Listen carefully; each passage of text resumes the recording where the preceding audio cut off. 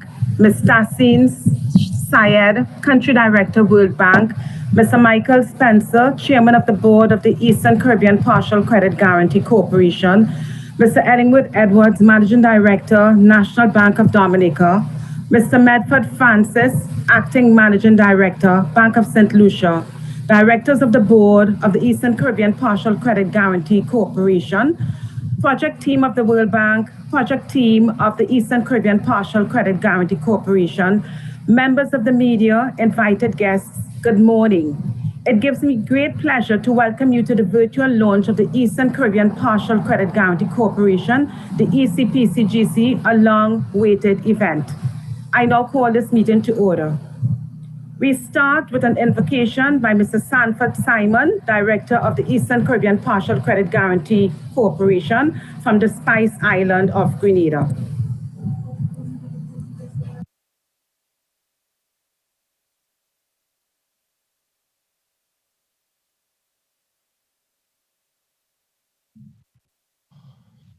Pastor Simon, unmute, please.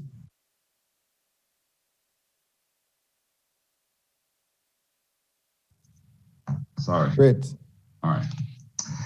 Father, we thank you for who you are and what you have given to us. We thank you for the Eastern Caribbean Partial Guarantee Scheme, Lord, and with all that you have given to us. We thank you for the work that has been done by the Board of Directors, by the management team, by the World Bank. And God, we pray today as we launch this project to help small businesses across the Eastern Caribbean. We pray for your wisdom, your guidance, Lord, over everything that we said. Lord, that the Caribbean would be better off at the end of this, Lord. And when we have come together, Lord, to make our people better, you have given us the wisdom to do so. And so we thank you for this wonderful opportunity. We pray a blessing over this time together in Jesus' precious name. Amen. Amen.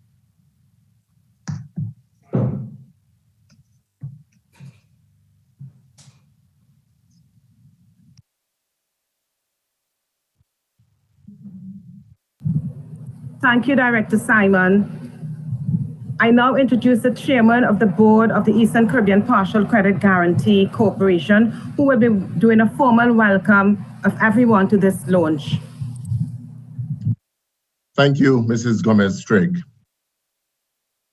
Governor of the Eastern Caribbean Central Bank, Mr. Timothy Antoine, Country Director, World Bank, Ms. Tahseen Syed, Financial Secretary of Antigua and Barbuda, Mr. Whitfield Harris, Acting Managing Director, Bank of St. Lucia, Mr. Medford Francis, Managing Director, National Bank of Dominica, Mr. Ellingwood Edwards, Board of Directors, Eastern Caribbean Partial Credit Guarantee Corporation, Project Team of the World Bank and the Eastern Caribbean Central Bank, management and staff of the Eastern Caribbean Partial Credit Guarantee Corporation, invited guests, and the media.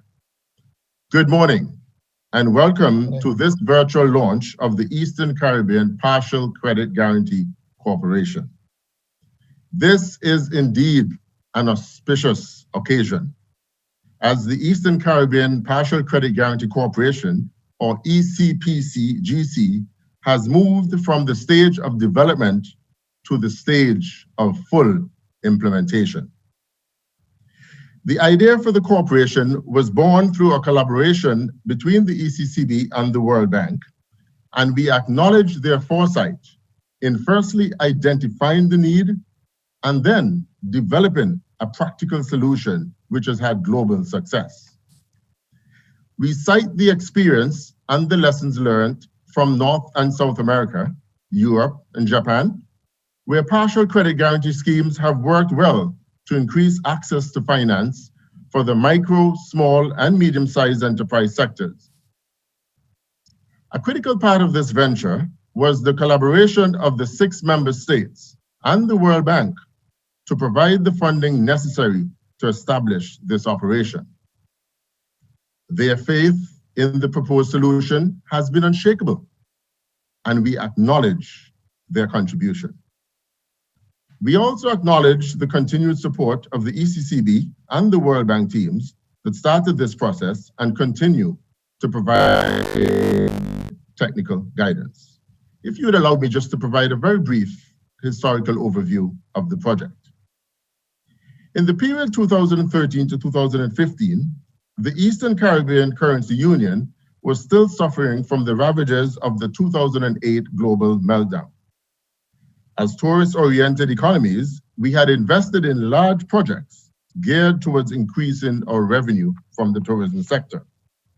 However, as global fortunes were reversed, the trickle-down effects were felt in most countries. As you know, the region usually lags behind source markets by a few years in terms of impact. It was a devastating period for the region. Our fortunes declined and our economies shrunk. Everyone is affected: our banks, our population, our MSMEs. As the situation normalized, however, our MSMEs continued to face a dire situation. They wanted to grow, but they had limited access to funding, as the high NPLs in the region meant that financial institutions were less willing to expose risk capital to the MSMEs. They were experiencing the credit crunch, as we have all come to know it. Indeed, this situation was not unique for the Caribbean, but as small economies, there was an urgent need for the situation to be regularized. The International Finance Corporation estimates that 40% of the MSMEs in developing countries have an unmet financial need of an estimated 5.2 trillion each year. As a region, our MSMEs are certainly counted in that 5.2 trillion gap. The recognition of this gap was an opportunity that led to the creation of the Ecpcgc. The governments of Antigua and Barbuda, Dominica, Grenada, St. Kitts and Nevis, St. Lucia, and St. Vincent and the Grenadines all bought into the idea. And what followed was a series of studies and collaborative efforts. It was a grueling time as representatives of the 6 member states, together with the ECCB and the World Bank teams, deliberated on the exact wording of the agreements that would create the Ecpcgc. By 2018, the acts were assented to by all of the parliaments, and the directors of the board were appointed. During 2019, staff members were hired to develop the framework that had been designed. And since then, they have been working tirelessly behind the scenes for the past year to develop the necessary policies, procedures, and systems to launch an initial pilot with some banks. And today, we are pleased to present the culmination of the hard work of the various teams and support groups. The program is cross-border in nature, in that it spans several countries, and the efforts were also cross-border, reminding us that no man is an island and that there is strength in collaborative efforts. Today, I want to underscore that point. On behalf of my colleague directors, management and staff of the corporation, I would like to welcome you to the formal launch of the Ecpcgc. This launch is the result of the commitment and dedication of many teams, partners, and countries to this project. As we move forward, we see a bright future for the Ecpcgc as the work continues in collaboration with the financial institutions to include the development banks and the credit unions, the MSMEs, and all other stakeholders in the Eastern Caribbean Currency Union. Colleagues, specially invited guests and partners, I now invite the Governor of the Eastern Caribbean Central Bank, Mr. Timothy Antoine, to address us with his opening remarks. I thank you. Thank you, Chairman. Mr. Tahseen Sahil, Director for the Caribbean World Bank Group. Mr. Michael Spencer, Chairman of the Eastern Caribbean Partial Credit Guarantee Corporation, and other board members. Mrs. Carmen Gomez-Trigg, Chief Executive Officer, and her team at the Partial Guarantee Corporation.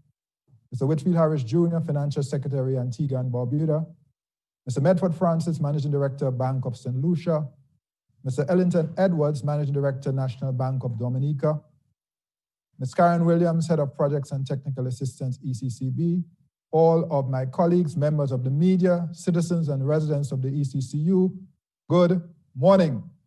And this is a very good morning. This day has finally come, the official launch of the Partial Credit Guarantee Corporation, and it has been long awaited. We are living in COVID times, and the ECCU is facing its worst economic contraction on record, currently projected at 15.4% for 2020. Truth be told, the lack of access to credit was a pre-existing condition of the ECCU financial system, but the pandemic has greatly exacerbated the situation.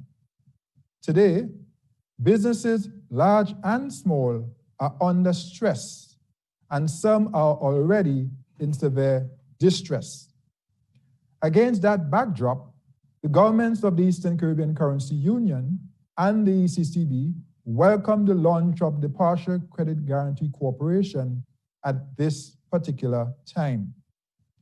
At the outset, I wish to thank Mr. Michael Spencer, Chairman of the Board, and all directors for their work over the past 2 years to facilitate the commencement of operations. I also applaud the hard work of the CEO and her team, resulting first in the pilot phase and now the full implementation phase. Equally, I wish to recall the appreciation of the ECCU governments for the strong support of the World Bank from the outset of this project, both financially and technically. And the chairman laid out the overview, if you will, of the last few years. Tahseen, in you, our region believes we have a highly motivated and committed partner. And we thank you, Tahseen, and your colleagues for all of your support for this project. And indeed, on the portfolio of projects on which our institutions are currently engaged. We have a lot going on. I especially recognize the work of Nadeem Kamali, the former project team leader, who invested considerable time and effort, including policy dialogue, country consultations, feasibility study, project preparation, board approval, and cooperation setup. I also acknowledge the rest of the team, including Fadwa, and all those who have worked up to this point. And I acknowledge the work of my colleague, Karen Williams, and the other ECCB team members. Allow me then, briefly, to make 2 key points which speak directly to the motivation of the ECCU governments and the ECCB to establish the Eastern Caribbean Partial Credit Guarantee Corporation. 1, a sound credit ecosystem is essential for development. Lack of access to credit is a perennial and persistent problem for many small businesses in our region. In reviewing the 2020 Doing Business report for the indicator Getting Credit, most of the ECCU countries rank 165 out of 190 countries. Dominica and Grenada slightly better at 152. Clearly, this situation is problematic. In terms of credit extension and allocation, 50% of credit goes to the personal sector, so that is homes, housing, and motor vehicles. But get this, in contrast, the productive sectors such as tourism, manufacturing, and agriculture get less than 10% each. Evidently, this situation too is highly problematic. Efficient financial intermediation, broad financial inclusion, and private sector development are imperatives for economic growth and development. One of the purposes of the ECCB is to regulate the supply of money and credit. To that end, and consistent with the ECCB's strategic plan 2017 to 2021, the ECCB is working on a suite of initiatives with the World Bank Group that would help build out a modern credit ecosystem in the Eastern Caribbean Currency Union. These initiatives include the partial credit guarantee, which we are launching today, the credit bureau, the secure transactions collateral registry, and the enactment of a modern insolvency framework. The crafters of the ECCB agreement had the foresight to include in the articles of the agreement, Article 42.1, a provision for the ECCB to administer or participate in corporations providing guarantees for credit. So this launch is well within the four walls of the ECCB agreement. The primary objective, as we understand it, of the Eastern Caribbean Partial Credit Guarantee Corporation is to cause an increase in the availability of loans to micro, small, and medium enterprises, thereby expanding access to credit. That is the metric on which this corporation will be judged. That is the metric. That is the metric. Even as we lament lack of access to credit to small businesses, the irony is that our banking system has excess liquidity. But very often our banks do not have the appetite to take on the risk of some of our small businesses. And that is notwithstanding the fact that our banks are the main provider of credit to small businesses. But the truth is that there are many small businesses that do not have access. On the other hand, the development banks, which have more appetite to lend to this sector, do not have the liquidity to lend. You see the challenge. I am therefore pleased to note that the Partial Credit Guarantee Corporation will work not only with commercial banks, but with other sources of financing, such as credit unions and development banks. And we think this is extremely important to make a success of this initiative. I make a special appeal to the corporation as a matter of policy to support women in businesses, yes, women in businesses, as well as young digital entrepreneurs as we build out our digital economy. Far too often, with no track record, no collateral, these prospective businesses have been shut out of the credit space and stymied in their ability to realize their dreams and contribute to raising their families and building our region. My second and final point is this: small businesses are critical to broad-based growth, inclusive growth in the ECCU.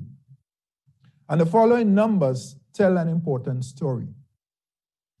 Micro and small medium enterprises account for 70 to 80% of businesses in the Eastern Caribbean and contribute more than 50% of GDP. Small businesses account for at least 50% of all jobs in our region. But guess what? There's a high level of rejection of applications by that sector. And according to a World Bank survey, that rejection rate is 86%. Now, if you think about that for a moment, it means almost everybody who is applying is being declined. So clearly, there's a high and unmet demand for loans by our small businesses. From experience, we know that small businesses need more than credit. They need technical support and hand-holding. And therefore, I'm very pleased that the mandate of the Partial Credit Guarantee Corporation includes capacity building for small businesses. As I understand it, the ECPCGC will partner with established trainers and business support organizations across our region to provide training and support for entrepreneurs. It is also my hope that as part of working together with the financial institutions, we will in fact see an improvement in the risk management capability of our financial institution in respect of the small business sector. As you know, the business model for the corporation is a provision of a guarantee of up to 75% to participating institutions. And the risk is to be borne by all three parties, the borrower, the lender, and the guarantor. And I must say, from ECCB, as a regulator, it is our expectation that there will be no diminishing or diminution in credit underwriting. So we expect our licensees to write good credit, but to make the step and take the extra risk supported by the Partial Credit Guarantee Corporation. Now, as we conclude, I wish to say that many of our businesses have been denied an opportunity to fulfill their dreams because of their situation in respect of lack of access to credit. So our hope is this facility would really allow our young people, our women, to dream dreams and to see their dreams fulfilled by having access to hitherto denied credit.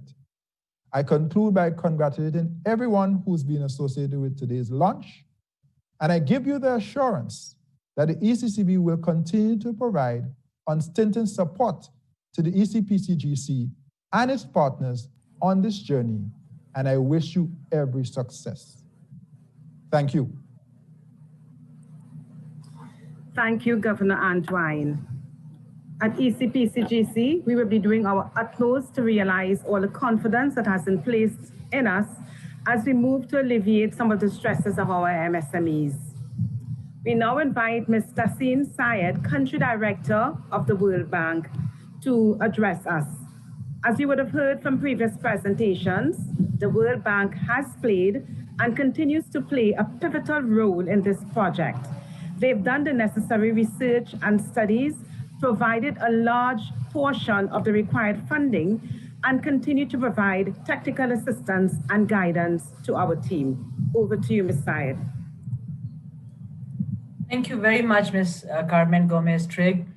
Let me at the outset wish a very good and a great morning to everyone. And I will acknowledge all respected colleagues and speakers, as well as representatives of media, and I hope several of the citizens of Eastern Caribbean, men, women, and youth. Let me at the outset say that it is such a huge delight to be sitting here together with you, Governor Antoine, to see this Eastern Caribbean Partial Credit Guarantee Corporation taking off. This is a dream come true. If I can say anything, that is what it is. At the outset also, let me say that it takes many, many partners to reach this stage, especially in an endeavor such as this one. And I echo the words of Mr. Spencer that there is strength in collaboration. And this is why it is always a pleasure to be part of a regional activity and an initiative for the World Bank. We always appreciate that. I would like to thank the governments of Antigua and Barbuda, Dominica, Grenada, St. Kitts and Nevis, St. Lucia, and of course, St. Vincent and the Grenadines, but most critically, the Eastern Caribbean Central Bank, because the ECCB has really been championing this cause so fervently, so diligently, and so relentlessly, and drawing the World Bank into it. And I think that's something that we are very grateful for, to be part of this journey, as you said just now, Governor. I also thank all the local stakeholders, including the participating financial institutions, the Eastern Caribbean Currency Union, the Bankers Association, the micro, small, and medium-sized business community, and the local chambers of commerce, which is critical, and their support is central. But of course, as was mentioned by you, Governor, the role of the board of the ECPCGC, a tongue twister, and the role of the chairman is absolutely central. So big thank you to the board and to you, Chairman. Let me say special good morning to you, Mr. Michael Spencer, Mr. Medford Francis, Mr. Ellingwood Edwards, you, Ms. Carmen Gomez-Trigg, and of course, our very dear friend and colleague, Mr. Whitfield Harris, the financial secretary from Antigua and Barbuda. I think I really want to start with saying how much the World Bank recognizes, appreciates, and really marvels at the extreme resilience of the Eastern Caribbean small island states. You have shown it time and again through various natural disasters, crisis, external crises such as the 2008 crisis that was mentioned, and now in COVID-19, how you continue to face it diligently and to rise. And at this point, we recognize very critically that the past 6 months almost have been extremely difficult for families and communities, very difficult for small businesses across the world, but across especially the small economies, which are not very diversified and dependent heavily on tourism, as we all know. And these small enterprises, indeed, Governor, as you said, and as Mr. Spencer said, are the backbone of the economy, of any economy, but especially of the Eastern Caribbean. And financial support at this critical time. Let me just backtrack a bit that when this initiative was being prepared, as you noted very clearly after the global crisis from 2014 onwards, no one even thought that there would be something like COVID-19. But just imagine that how, in a way, grateful we are to I think the heavens and to God Almighty for making this happen now, that there is an initiative that can come in to support small businesses, to prevent them from closing, to give them a lifeline. I think that's the key message that I want to give here, that this particular initiative, with the partnership and support of the Eastern Caribbean governments, the timing could not have been so opportune, that globally, country after country is reporting closing of small businesses across the developed world, across all the continents. So that is why the importance of this initiative, I think I need to underscore again and again. And from the World Bank side, we remain your partners. We remain committed to walk with you, to run with you. If you want to sprint, we'll sprint with you. If you want to run a marathon, we'll run a marathon with you. But for this initiative, I hope we sprint forward and not do a marathon, because the needs of the small businesses are huge. In terms of the role of the micro, small, and medium enterprises, I think the data has been quoted so well, and it was also in my talking points, so I will not repeat some of it, but I would say that globally 90% of businesses are linked to micro, small, and medium enterprises, and they contribute about 50% to job creation and global economic development. So the importance of this sector is the estimated global credit gap, where this sector needs a lot of access to finance. Governor, you said one of your 2 points was the issue of access to finance. And globally, there is a credit gap for this sector that exceeds $2 trillion. Trillion. So the needs are huge. And obviously, in the microcosm of the Eastern Caribbean, the needs are very much linked to your size of the economy. So in the Eastern Caribbean sectors, we have been facing challenges for accessing a credit even before the COVID-19 outbreak. That is why I wanted to raise that the role of this particular endeavor in the context of COVID-19 is really important. And why it is important is because already these small enterprises, the small businesses were facing issues after the global financial economic crisis.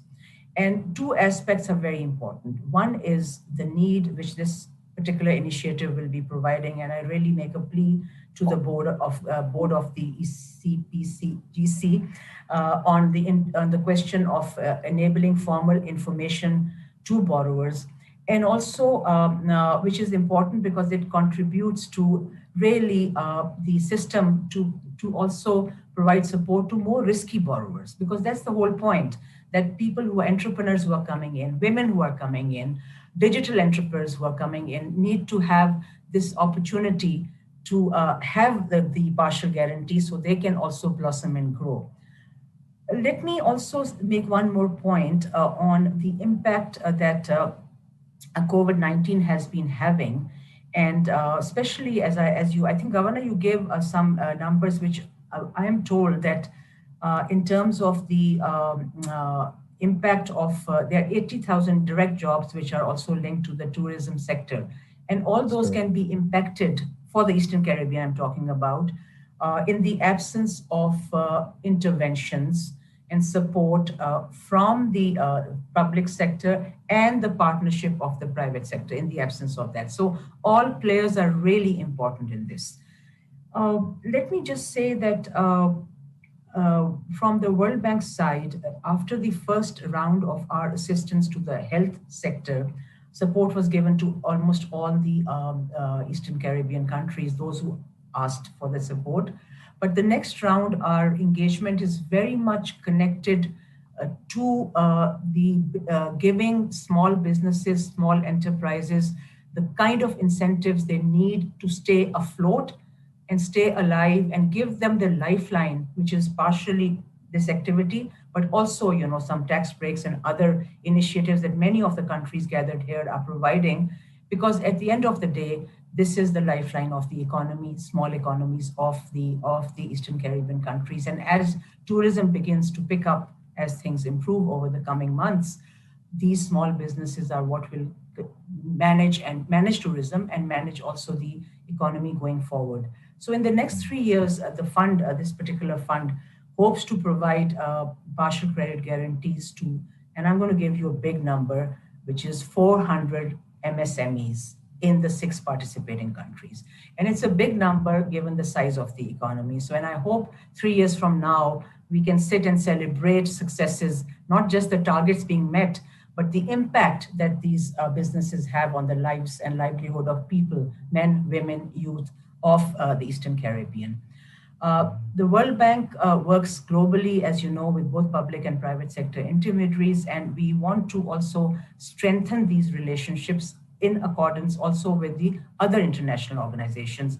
So we stand ready actually to, based on the lessons of this implementation and experience, to further to move forward and give further support to various kind of creativity and initiatives in the Caribbean. As the governor knows, we have recently, the World Bank has also approved a very large, almost $100 million digital transformation project, of which the ECCB is a critical member, along with the OECS Commission and several of the countries of the Eastern Caribbean. So I look forward to really I would end with just one word, and that is implementation. I look forward to implementation,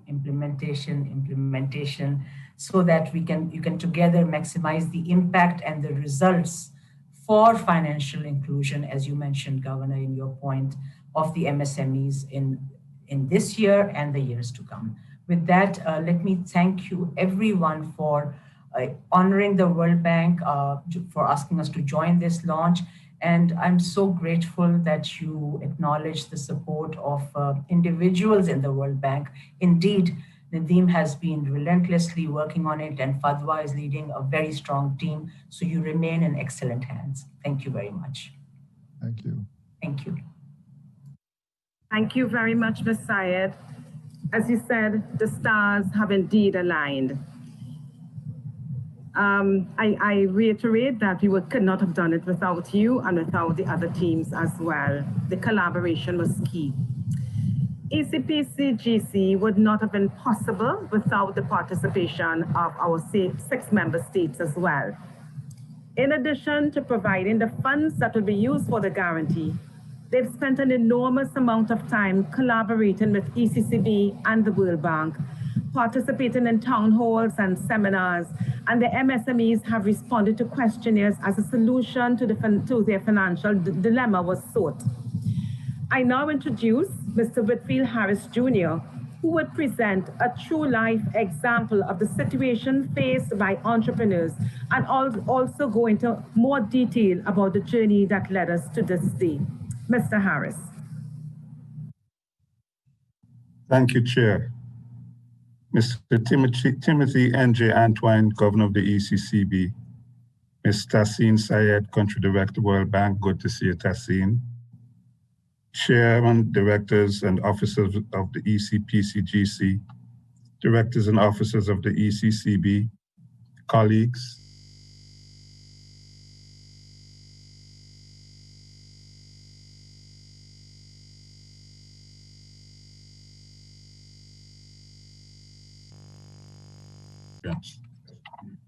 about 5 or 6 years ago, I applied to a commercial bank for a cash secured loan of about $80,000.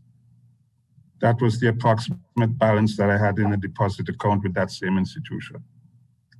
I was told that for the loan to be appropriately secured, I would have to top up the balance to account for the interest that the loan would attract. Lucky for me, I was in a position to simply utilize the funds in my deposit account to conduct the business for which I was seeking a loan in the first place. In my set of circumstances, I had a number of positive ticks in my favor. 1, I had a history of stable employment. 2, I had occupied a senior position with my organization for many years. 3, I had a reliable income stream. 4, the principal amount of the loan for which I was applying was equivalent to the amount being held by the bank in a deposit account. And 5, overall, I was low risk. Apparently, however, my risk profile, to be robust enough for the bank to give me the nod, I needed to have a greater balance in my deposit account than the principal amount that was being applied for. In other words, I needed to reinforce my collateral. I'm quite certain that this kind of outcome was not peculiar to me, and in fact, I was fortunate enough to have been even considered at that time. In a period where banks were gun shy about lending, when the aftertaste of the Great Recession was still a bitter reality. In fact, try and imagine how difficult it was at that time for micro, small, and medium-sized enterprises to secure loans with insufficient working capital, unpredictable revenue streams, checkered performances in difficult economic conditions, and issues with collateral. These circumstances were so widespread that some economists referred to the prevailing conditions as a market distortion, in which banks were liquid but credit acutely constrained.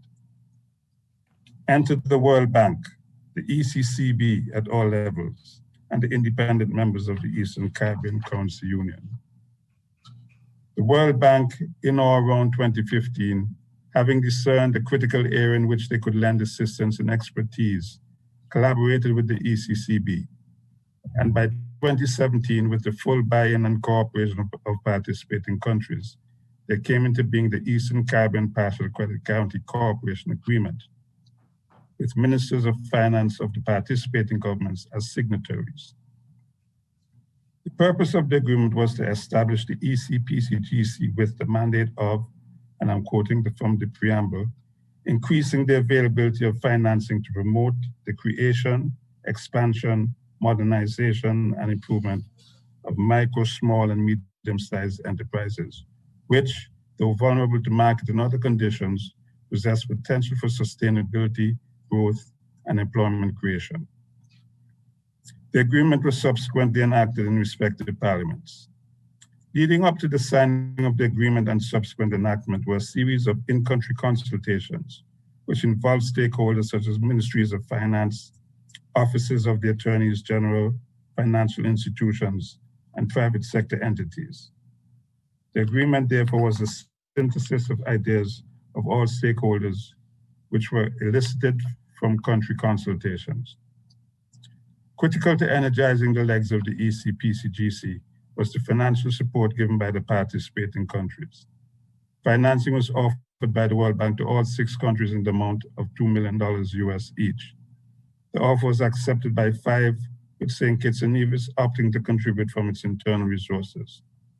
With resources from the countries, the Ecpcgc is capitalized to the tune of 30 million US, or 30 million EC, sorry.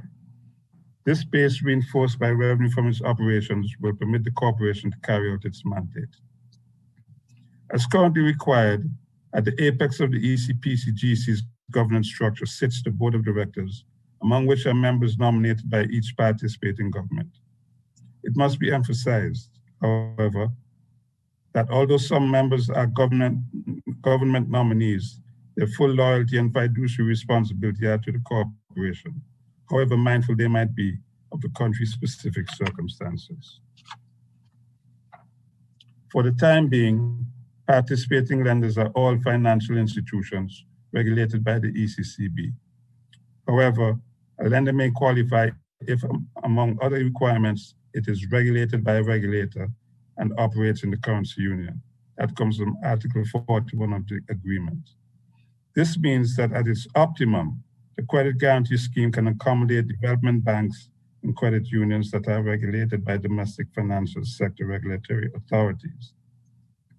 In this regard, country-based regulators will need to collaborate with the ECCB and the Ecpcgc towards creating an agreed framework that would accommodate the participation of development banks and credit unions that are domestically regulated.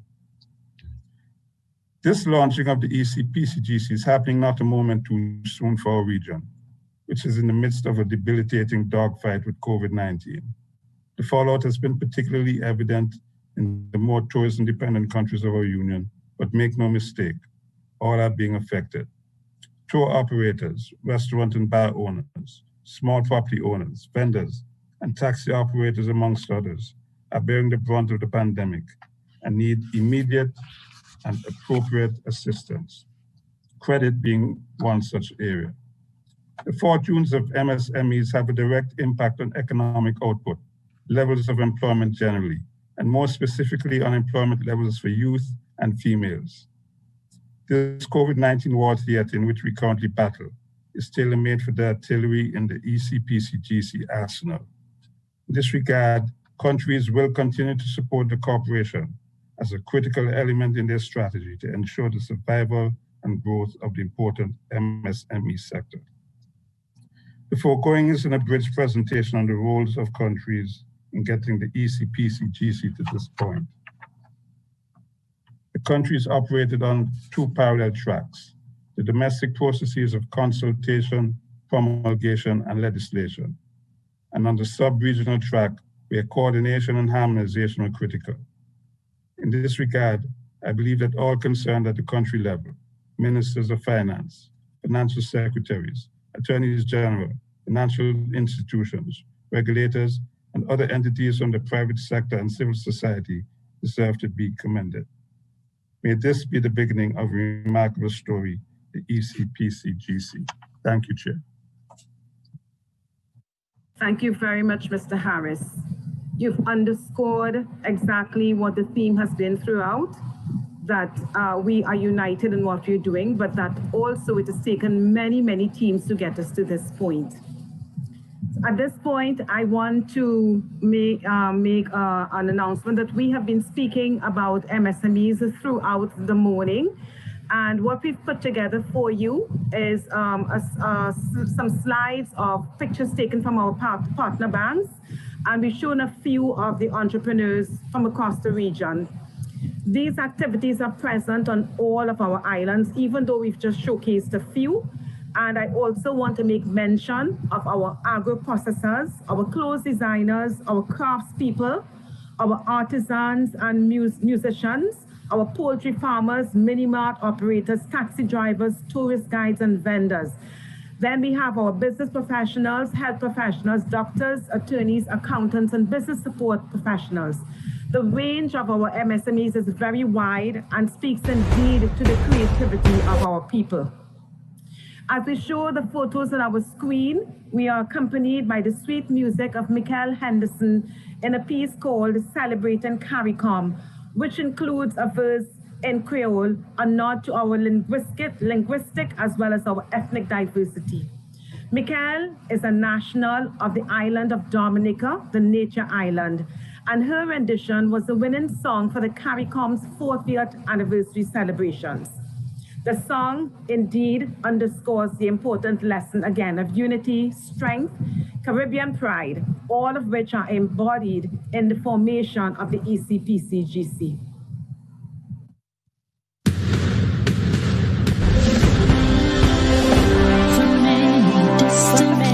Distant lands, our forefathers came, some seeking adventure, some bound in chains. waged and fought through victory and pain. By test of their courage, our freedom was gained. In homage to those gone before us, the heroes of lands in the sun, we vow to join hands and to focus on building one Caribbean. Raise your voices high, sing of your Caribbean pride. Sing it loud and strong, feel our hearts beat as one.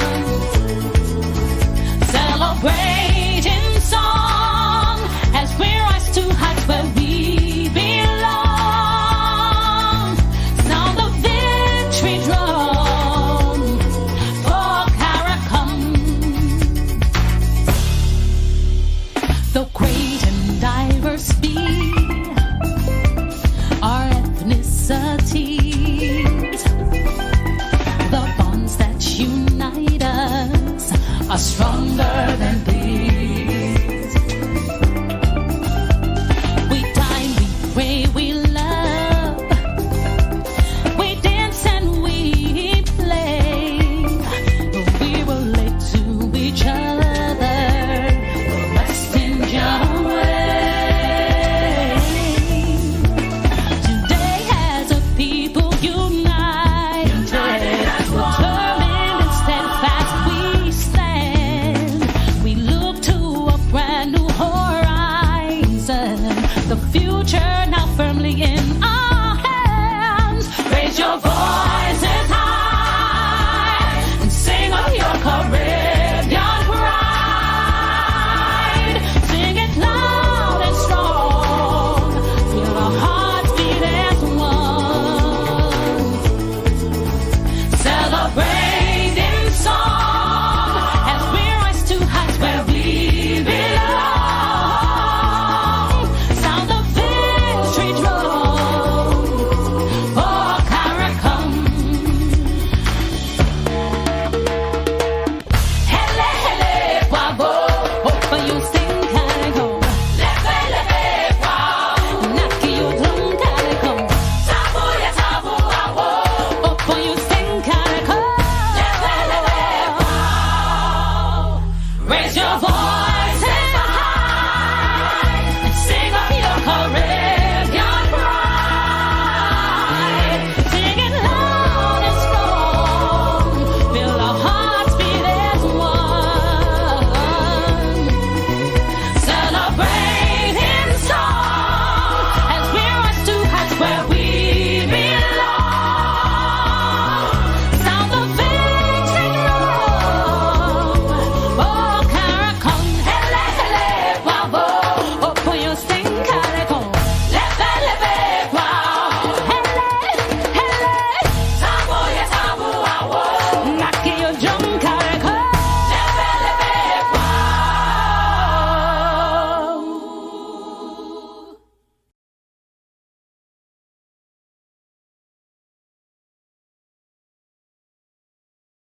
For your presence here and looking at our MSMEs and seeing the creativity of our people. I think I get a little bit misty-eyed when I see how creative we are and how talented we are.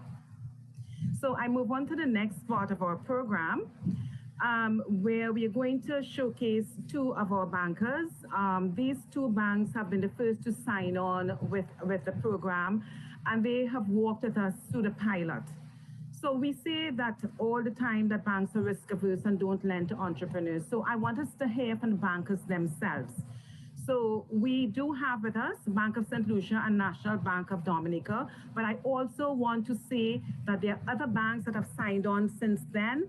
St. Kitts, Nevis, Anguilla National Bank, First National Bank, St. Lucia, Eastern Caribbean Amalgamated Bank, Antigua Commercial Bank. So the commercial banks have more or less all signed on. We do have some others who are joining soon. And I want to invite the bank's perspective, Mr. Medford Francis from Bank of St. Lucia and Mr. Ellingwood Edwards would now share their perspective and also provide an insight into the partnerships that they formed with Ecpcgc. I now introduce Mr. Francis, Acting Managing Director of the Bank of St. Lucia. Mr. Francis.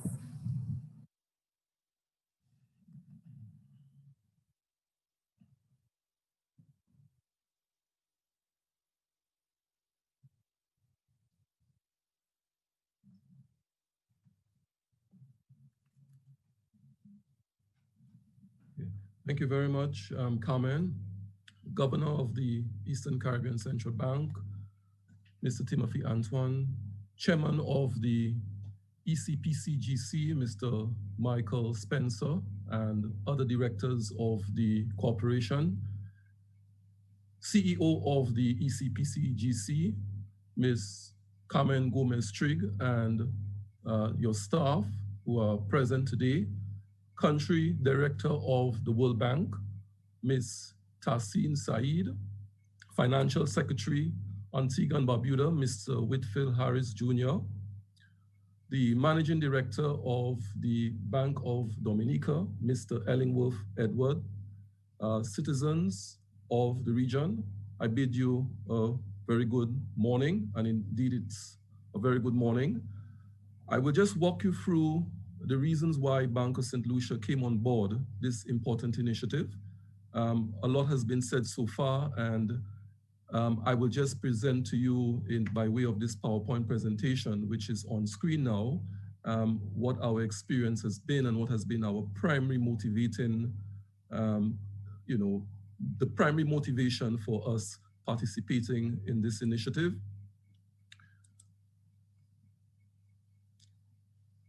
My presentation will focus on some of the key challenges faced by MSMEs, how important we see the promotion of MSMEs is to economic growth, what are the opportunities that are presented now, given the situation that we find ourselves in with regards to COVID-19, what are some of the key opportunities that lie on the horizon, and some concluding remarks.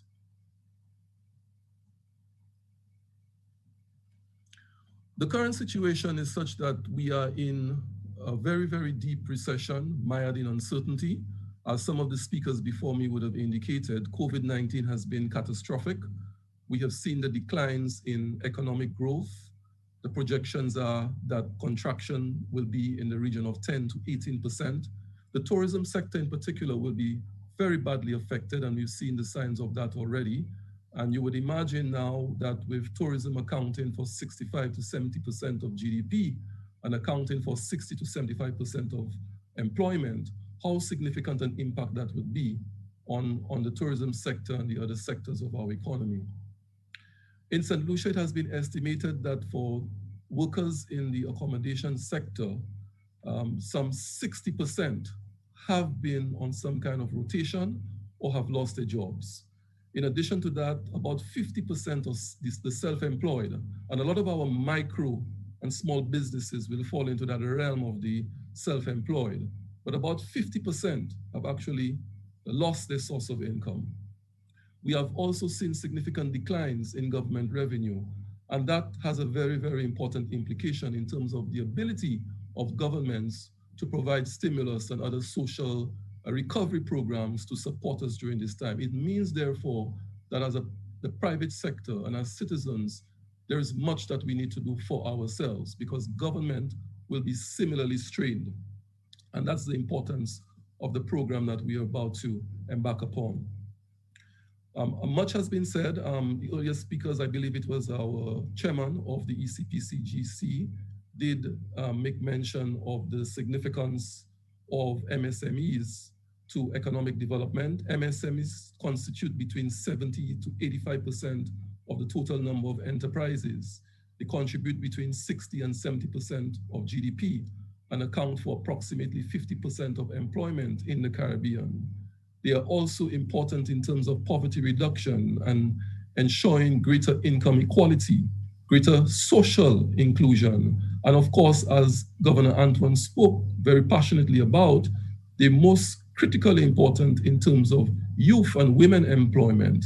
And this is something that we will definitely be promoting in our own program with our MSMEs.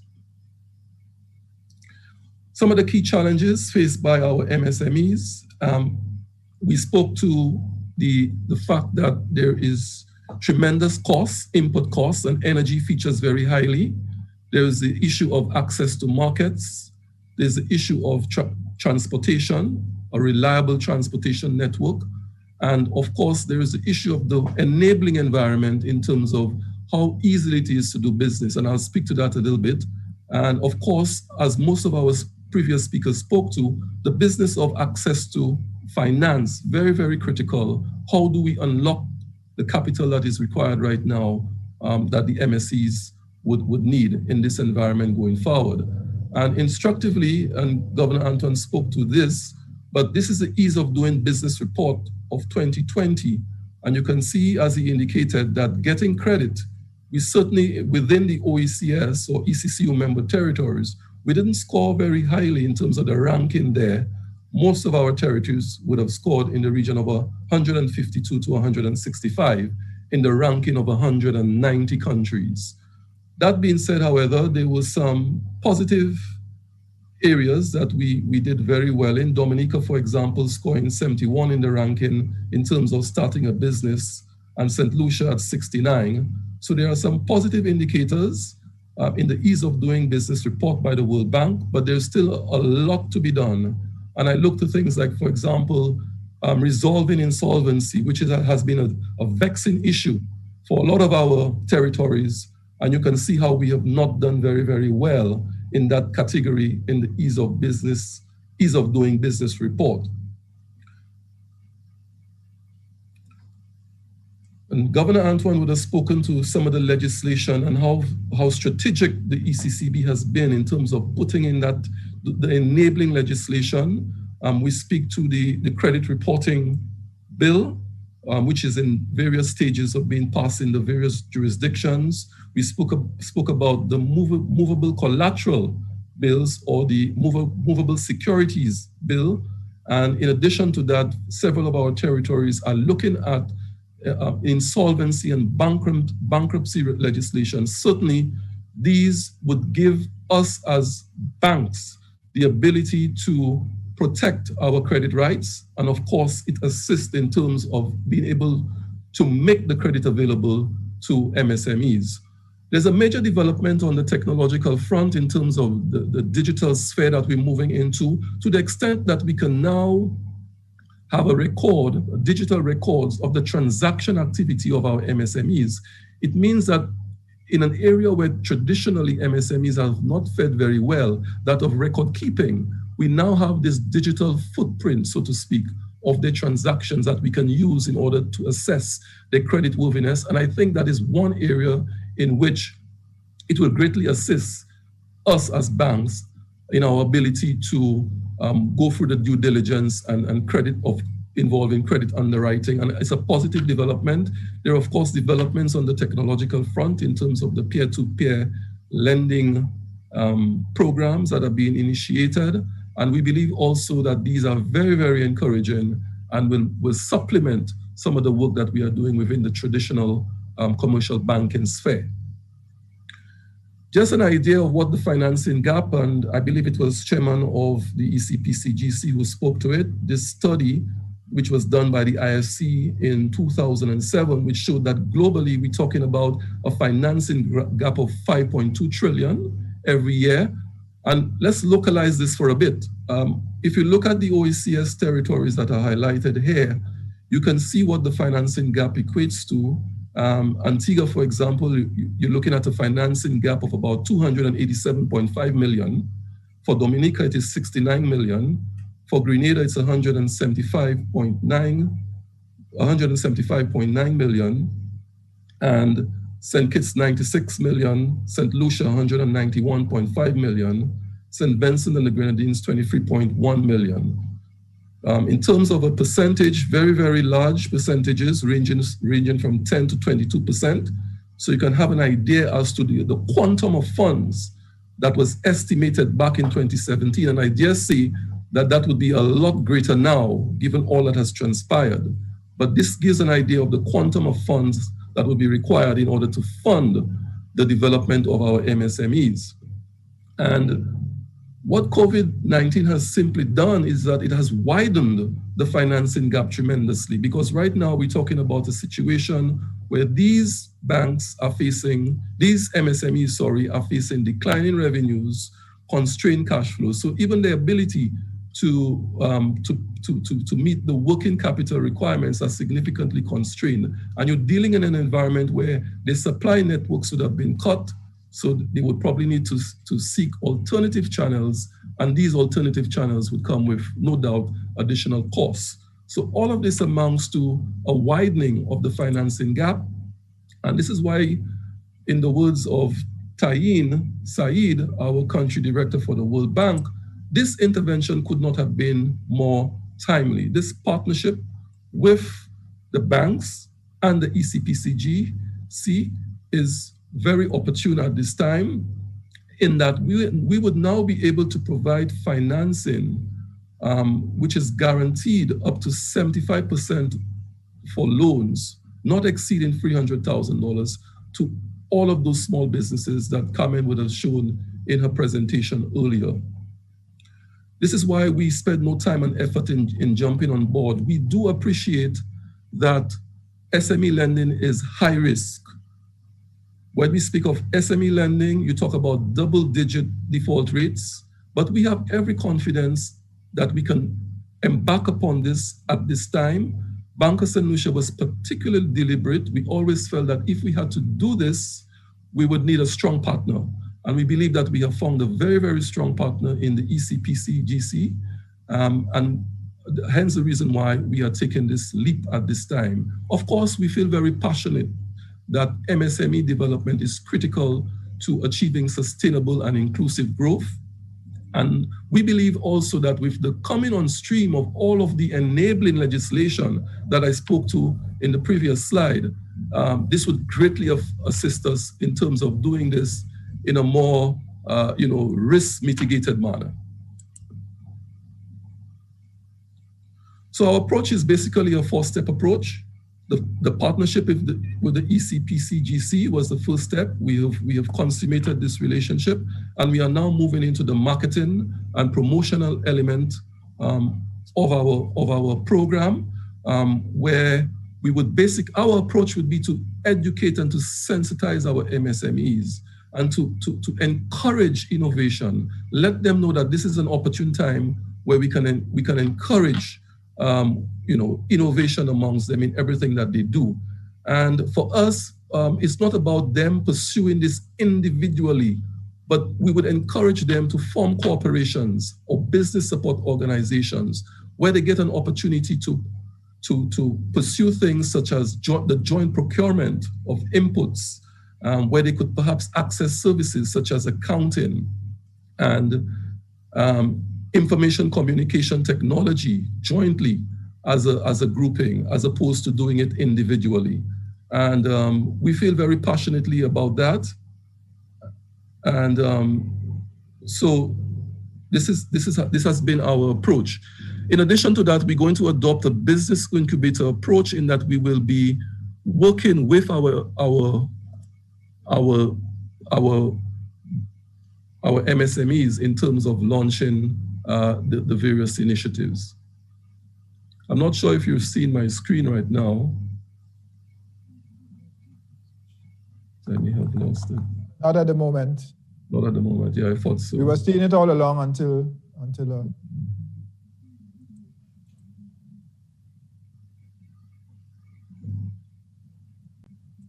and we were enjoying the presentation. Yes. Very nice. Sorry about that. Right, it's back up. Back up, yeah.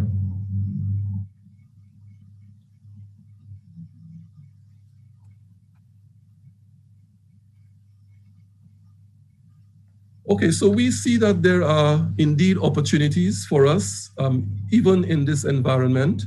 And one of the things that we will be doing is emphasizing local production. We have seen with COVID-19 that even in the developed world, the developed countries have demonstrated a greater tendency towards protectionism at this time. And we think what better time for us as a region to protect our industries and develop our local industries to the extent that we can now be self-sufficient in certain areas. And one area that we believe that we should be self-sufficient is that of food. And certainly from the perspective of reducing our food import bill, we believe that it is of paramount importance that we emphasize local production of things such as our fisheries, our poultry, our livestock, and agriculture, because we believe it will go a long way in terms of the strains on our foreign reserves at this critical time.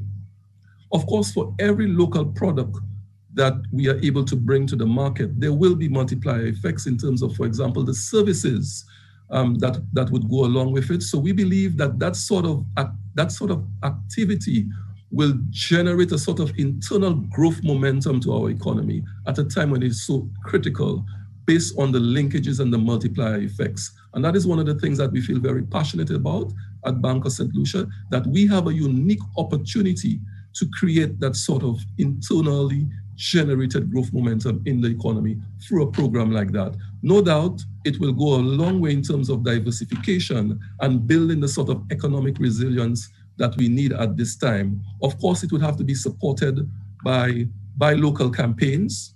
We have to encourage our people to consume more of what we grow. Of course, at the policy level as well, we need support from our governments.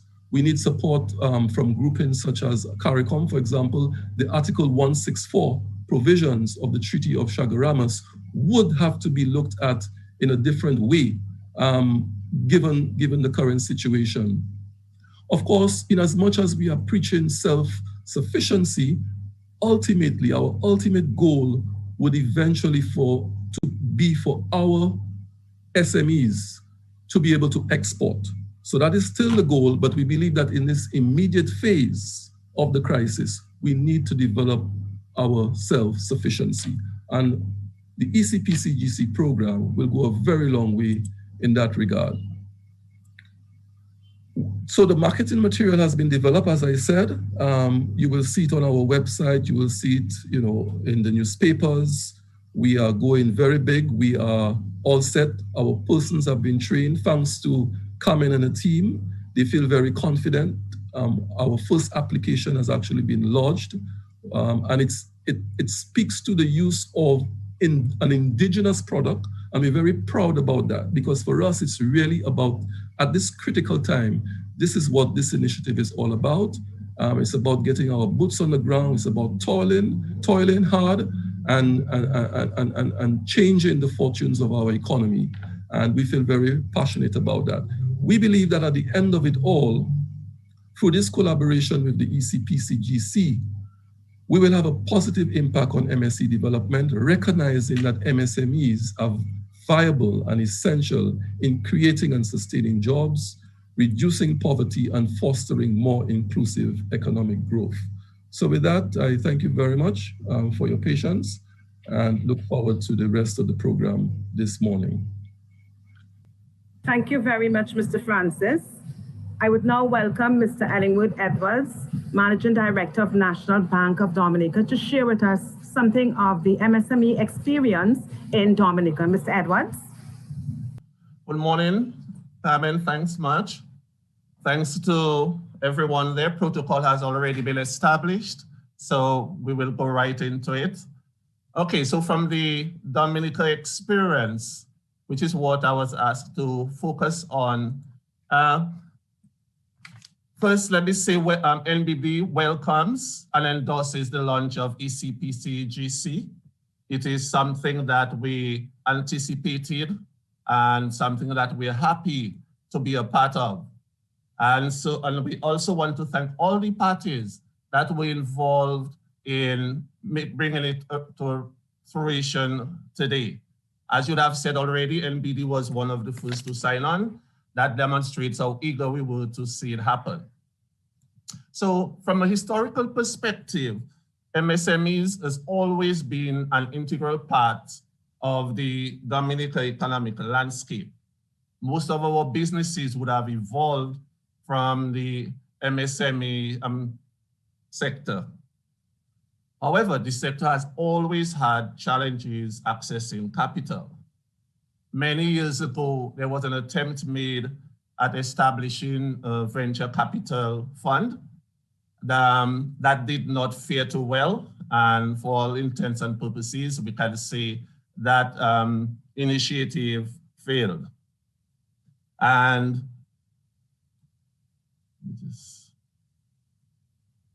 then the sector has remained critical to us. And so when we look at the support that they've gotten from the financial institutions, they really has not been sector driven. It's more of commercial terms. So we would have given loans to the sector to people based on primarily their individual ability to service the debt, not so much from a sector sensitive position. From that, there were two organizations that were established, the Aid Bank and the NDFD. NDFD stands for National Development Foundation. And those organizations basically were set up to help that sector to meet the financial needs, but more importantly, to provide technical support for them. And they, over the years, have tried their best, but as the data would show, they do not or did not have the capacity to truly meet all of the needs of that sector. Now, fast forward now, right now we have about 8,100 registered MSMEs, and that would be from data collected within the past 12 months as part of our World Bank program. About 98% of that are micro, and they would be across diverse business types. And that includes agro-processing, cosmetology, tourism, agriculture, health and wellness, ICT, arts and entertainment, and businesses of that nature. They are really creating a very diverse economic landscape for us within that sector. And they continue to be critical to Dominica's economic development. But one of the areas that remain of burning concern to us is our indigenous people, the Palinagos. Historically, they've had the issue of non-ownership of real estate. And so in most cases, they're unable to present collateral to financial institutions. Many years ago, an attempt was made to provide a specific funding program that was then called the Agricultural Production Credit Scheme, APC for short. And that assisted them tremendously. But that program ended many years ago. And since then, they remain a most disadvantaged group. NBD provides some direct financing, but even that is limited. But significant to that, though, is a partnership that we've developed with a third-party financing institution, a non-bank. But 5 years ago, we recognized the need to better serve that sector. And so we embarked on an island-wide program to meet the players in the sector and to find out from them what are the key issues that they're encountering by way of accessing credits. And we did that via 5 town hall meetings, regional meetings across the island. And from those meetings, we gathered that we were not totally prepared to handle the sector because we did not have the technical support / hand-holding that that sector required.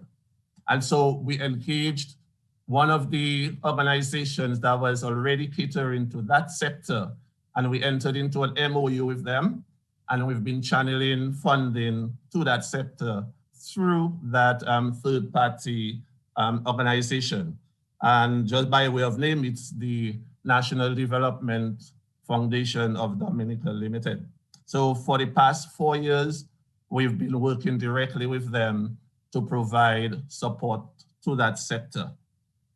We also have seen more technical support available through the NDFD itself, but we've also had an association that we call the Dominica Youth Business Trust that is dedicated to helping young entrepreneurs, providing them with technical support, providing them with mentorship and things of that nature, helping them with access to market, with branding, and things of that nature that would assist them to grow their business.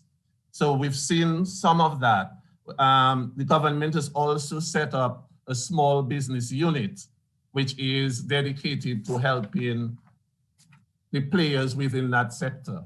And just to know, the vast majority of members within that sector would have come from the women group and also the young men. So we've seen a lot of young people, young men, and quite a few women involved in that sector. And so the small business unit has been providing support to them. Now, where do we go from here with Ecpcgc? Like I said, it's a breath of fresh air, something that we welcome. And first and foremost, Ecpcgc will, through the mainstream banks and institutions, provide greater access to financing for that sector, given the reduced direct credit risk exposure, bearing in mind that Ecpcgc will cover about 75% by way of credit guarantee. And that's up to maximum of 300,000. And so, and yes, Governor, we heard you loud and clear, we will not reduce our standards. We will evaluate those the proposals based on best banking practices, but our tolerance and our interest in that sector will grow. We see more opportunities for growth and expansion for participants in that sector.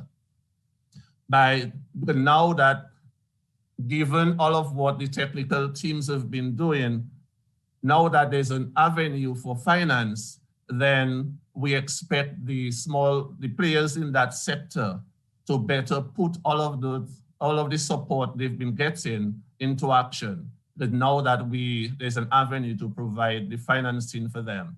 So we do expect to see growth and expansion among the existing players.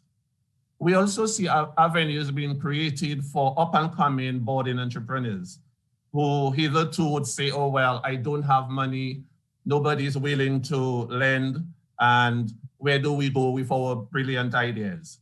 No, now there's an avenue as to where they can go to make the ideas become a reality. We also anticipate greater contribution to GDP and job creation. As would have been mentioned prior, that sector does contribute significantly to job creation. So if we imagine in Dominica, we have about 8,100 registered and 2 people per business, that's already 16,000. So we can see tremendous growth in that area by way of job creation. The Kalinago people we now have a golden opportunity to bring them into the 21st century. That program will allow them to find or to access funding to develop their businesses. For those of you who are familiar with Dominica, our Kalinago people produce most of our art and craft in the country as we speak, from traditional processes.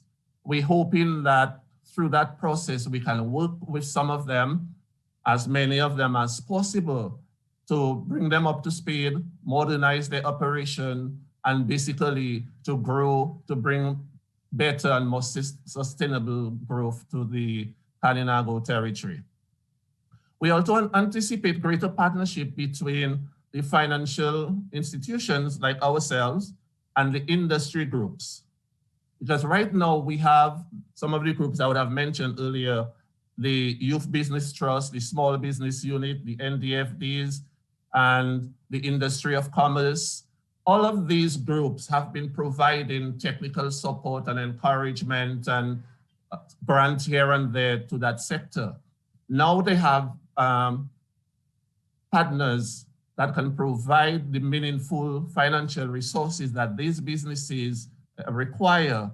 I see greater collaboration and partnership between ourselves and those organizations, primarily as they already possess most of the industry knowledge. They already have set up to provide a good bit of the technical support. For us, we're still through the learning curve. And one of the real benefits so far from Ecpcgc is the training that has been afforded to our credit staff. It means then in short order, we will have a team that is better able to appraise and to deal with the issues that surround that sector. We also anticipate there will be an increase in regional trade and business partnerships. If we can grow the businesses on island, we expect to see more export-oriented businesses take off. And so we expect to see more regional trade and probably international trade. We expect to see business partnerships because now some of our micro businesses can expand to the extent where they can now partner with other businesses within the region. So we see that as a win-win, not just for Dominica, but all of us within the ECCU jurisdiction. From the financial institution standpoint, we expect to see a better understanding and appreciation for the unique peculiarities of the sector. And again, that would be coming from part of the ongoing technical support that Ecpcgc is committed to provide, not just to ourselves, but to the other players within that sector. So if we can get to that place where all of the stakeholders come to the realization that the MSME sector is critical to our sustainable growth and development, I think that kind of partnership championed by Ecpcgc will definitely bear much fruit in the years ahead. At NBD, we have already launched a program specifically tailored to the SME sector that was launched last week. And we're very excited about that. And we're hoping that within the next year, 2 years, that we can see some of our micros upgrade to small, and hopefully some of our small upgrade to medium. And if we're able to accomplish, even if it's just 3%, which is really about 250 of them, if we can accomplish that within the next 3 years, then Ecpcgc would have been worth every dollar that's been invested in it. And at NBD, we look forward to maximizing all of the opportunities and benefits that Ecpcgc, through its flagship partial credit guarantee scheme, will bring to us in the region.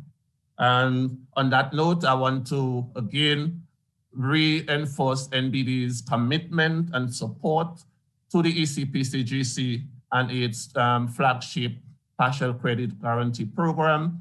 And we undertake to maximize all the opportunities that will trickle down from it. Thank you, Chair. Thank you, Mr. Williams and Mr. Edward, sorry, for giving us some huge shoes to walk in. We will try our best to fill those shoes and to help you realize your expectations. I think a collaborative effort with all our financial institutions is most important. I do have a couple questions that came in. There will be just a few, so I will just answer them very briefly. So from Lisa Harding of Caribbean Development Bank, Would there be scope to collaborate with banks outside the ECCU in the future? At the moment, Lisa, we are, it's just the 6 member countries that we have. We can collaborate with the other banks in terms of discussions and training and so on. But at this moment, in terms of the guarantee, we are not able to do so. I'm not saying it's not a development that we can look at for the future. It certainly is. But at this stage, we are limited to our 6 member states who've invested heavily in us. Mr. Boland from St. Lucia Development Bank, his question, you spoke of the costs of the guarantee. What is the rate that will be offered to the MSMEs? With regard to the rate, the banking rate that is offered, we let the banks price the facility according to the needs of supervision and so on. And we do have a range that we would be looking at for the interest rates that are charged by the banks and development banks, but we would not ascribe a particular rate. What we do ascribe is the rate of the guarantee, and the guarantee fee is 2.3% per annum based on the outstanding balance of the facility. Mr. Lewis from St. Vincent, how will the gaps in capital market, example, early stage financing, affect the effectiveness of this initiative? The right type of financing at the right stage of business development. Mr. Lewis, we've just started and we are going to concentrate for the moment on the middle of the road entrepreneurs. However, we do think that given some time, given a bit more funding, we can look at the other stages. I spoke to innovation, I spoke to the digital, the youth entrepreneurs as well. But the funds that have been put within our purview are not for the mainstream MSMEs. We will, however, be working with capacity building of everybody. There'll be none left behind in terms of our capacity building. And once we can get the program in a certain shape, we can look to stream out or to branch out into those other areas. So I think that's where we are.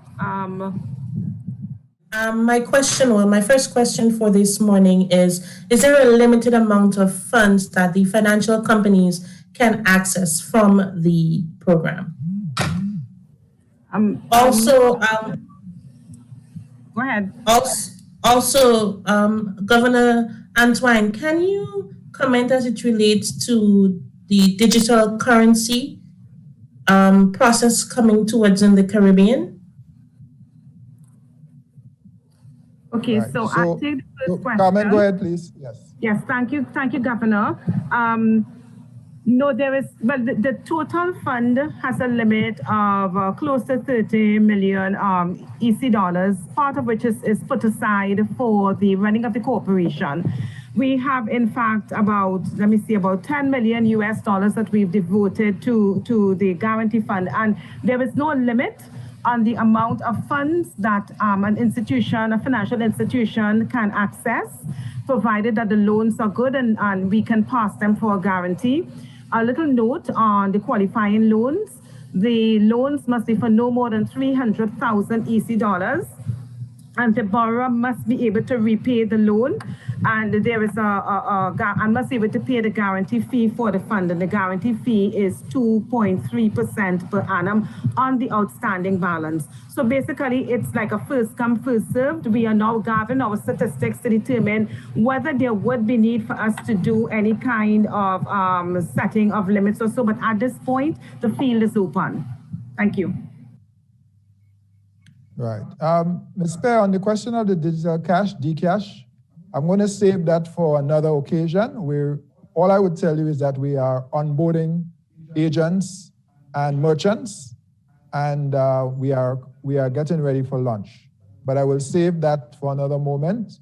I want us to focus exclusively on the Partial Credit Guarantee Corporation. I don't want to steal its thunder today. This is a very special day for our region. So any other questions on the Guarantee Corporation would be welcome. Okay, I do have another question as it relates to this program. Would the Eastern Caribbean Development Bank help guide the banks as it relates to the process in which the banks would go about giving assistance to small business owners on how they manage the business? Because while I understand that ECCB would like to encourage small business to go about growing, you would also like to encourage them to manage the business. So would ECCB be helping them or provide guidelines to help the bankers, help the owners manage a business properly? All right. Carmen, I think you can take that one as well. Yes, thank you, Governor. Yes, we have 3 components to our program. The first one is managing the guarantee, which means investment of surplus funds, which means granting the guarantees to our participating lenders. The second part of our program is the provision of technical assistance, both to the banking sector and the credit unions and the development banks, so that their lending officers can build their capacity in exactly how to lend to MSMEs. MSMEs are a different breed of animal, so to speak, and they need a different kind of tool to work with. So they need a different kind of analysis, and also they do need capacity building. So we are teaming together with the established trainers in the region, and we've received the kind help of the German Savings Bank in this venture to roll out a series of capacity building sessions for the MSMEs. And we'll be working with the World Bank team to roll out some credit assessment training for the financial institutions. So there are 2 parts of the equation. You can't get people the money and not make sure that they know how to manage the finances. And this is a refrain that's coming from the banking sector all the time. You lend money, but they don't know how to manage the money. So we are going to try our best to make sure that that gap is closed. So we are talking with our bankers, we are talking with our trainers, and we should see a full equation. I mean, I guess there will be fallout, yes, but let's see how that goes. Just a quick follow-up. You spoke about some of the banks that are already signed up, but could you give me an estimate as to how much you have in the pipeline coming? So we'll get to have a good number as to how much banks we expect the program expects to target. Okay, so at the moment, we have signed 6 banks, and those are NBD, Bank of St. Lucia, St. Kitts Nevis Anguilla National Bank, First National Bank of St. Lucia, ECCB in Antigua, Antigua Commercial Bank also in Antigua. We do have Grenada Commercial Bank coming up. We do have Bank of Nevis coming up as well. And we do have the 2 major regional banks, Republic Bank and FCIB, who have also been invited to the table. So we have, in the first instance, the indigenous banks have taken this opportunity by its horns, I have to say, because the response from the indigenous banks has been resounding. We've got trainings coming up this week of lending officers. We've got discussions. So we've been very busy behind the scene doing all this work virtually with them, and we are really, really pleased at the response that we've received from them. So we anticipate that by the end of this year, this is the last quarter of 2020, that we should have signed most of the banks in the region. And we've also making inroads into the development banks and the credit unions. So we'd be welcoming them to the fold as well, beefing up our training, also beefing up the marketing, because we feel that the marketing bit is very, very important. It's no good to just mount a program and not let the world know about it. We started at Bank of St. Lucia. Last week, we did some work at National Bank of Dominica. We'll be doing some work at St. Kitts, First National. As we go around, we'll be letting the national MSME public know that, guys, we are open for business. These are our partners. Is there an end date for the program? The program is not anticipated to end. It should go on ad infinitum. I'll be handing over the baton at some stage, I guess. But we think that with an initiative like this, once we have a groundswell of support, which we in fact do have, we've got the support of all the governments in the ECCU. We anticipate that we can break ground in some new areas. We talk about women entrepreneurship, we talk about youth entrepreneurship, we talk about the digital footprint. Now, all of these are going to have to get some funding. So we'll be going out into the international market to see what we can do, because each one of these classes of MSMEs poses different risk. What we have right now is the main MSMEs that we need to go out and seek some funding and to do this other initiative. But the sky's the limit as far as we are concerned, because we've got to support. People have got our back. The bankers have our back, the government have our back, World Bank has our back, ECCB most particularly has our back. So we think that with all that support, we can do wonderful things.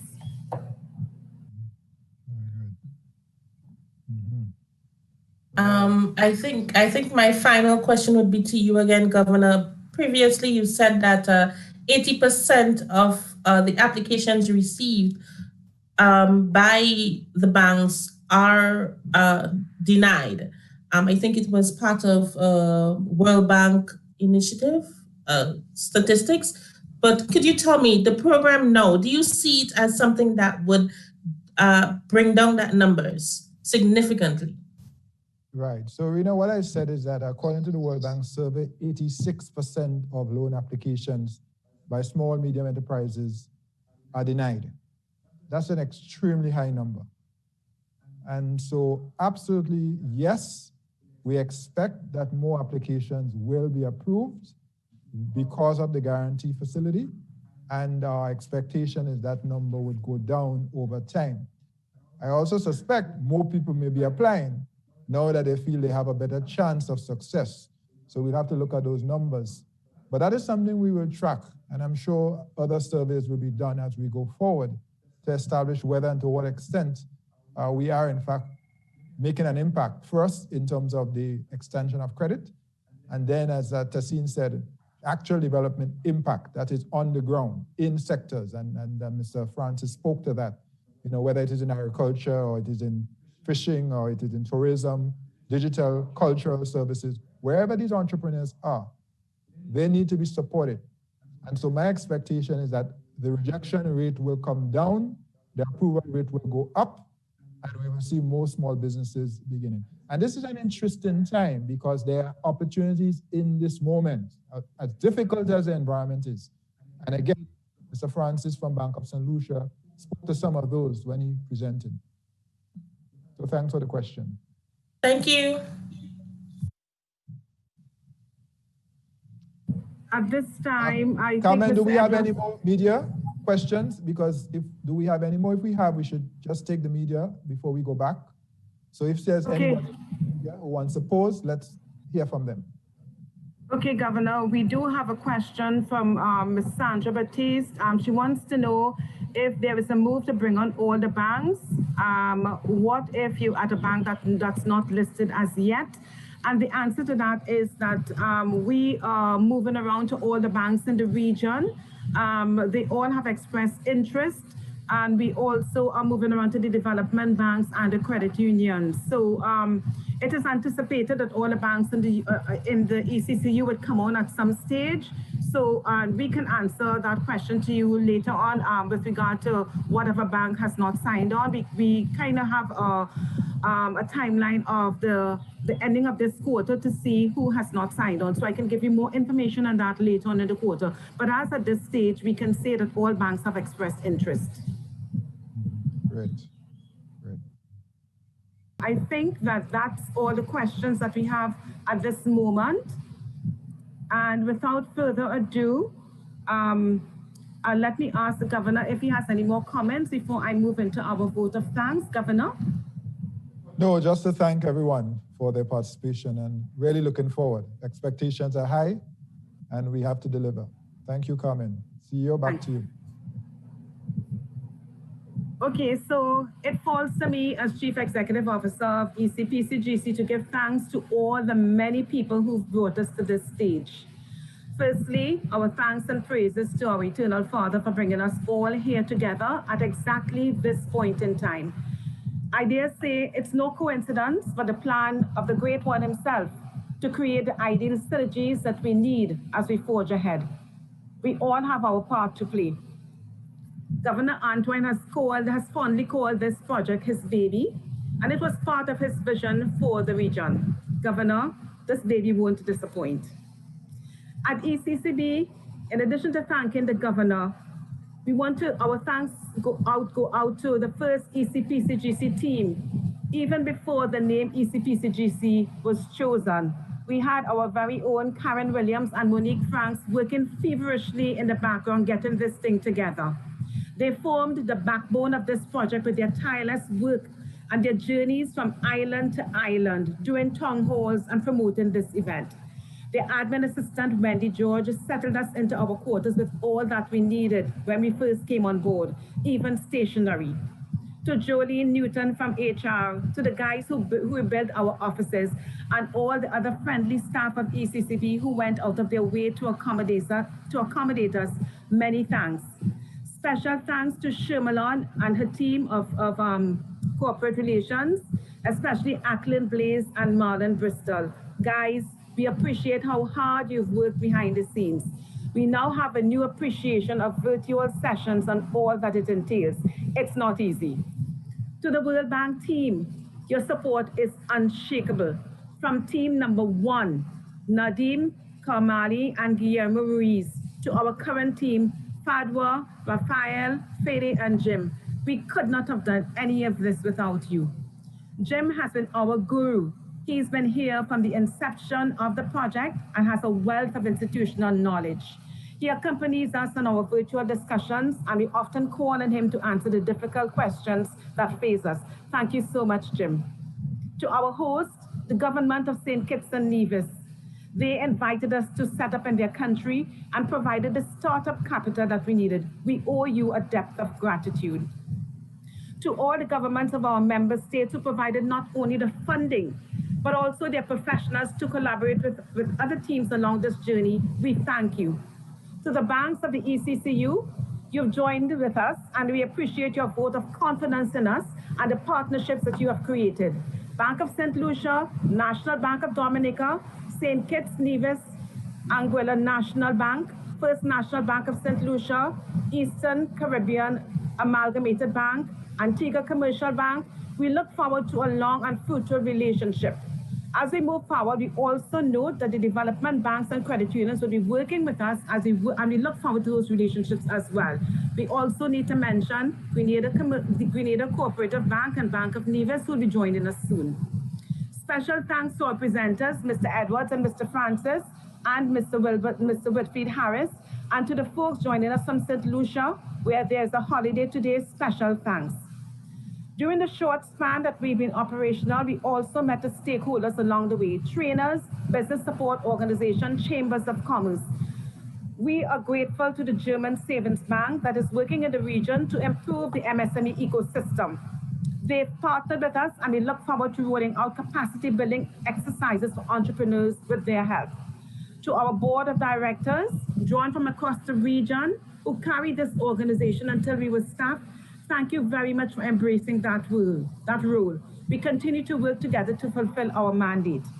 And last, by no means least, the team of ECPCGC. Working from home was never in the cards when we started this journey. But if truth be told, we did our finest work during those 7 months. Our CFO, Bernard, Senior Operations Officer Brian, and AA Liara have worked odd hours and endured long virtual sessions to get the job done. My sincere appreciation to you for your support.